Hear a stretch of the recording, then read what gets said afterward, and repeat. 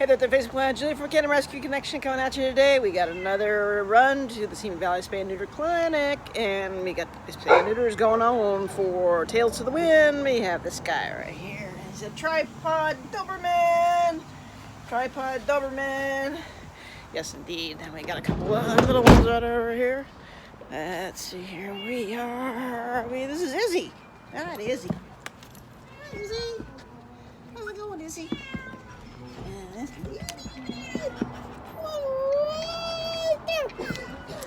Yeah, so wait in line here at the Simi Valley Spay and Neuter Clinic, and so Julie's signing off for now. You know what? Because dogs can't drive, especially in the end of a pandemic. Take care. Bye-bye.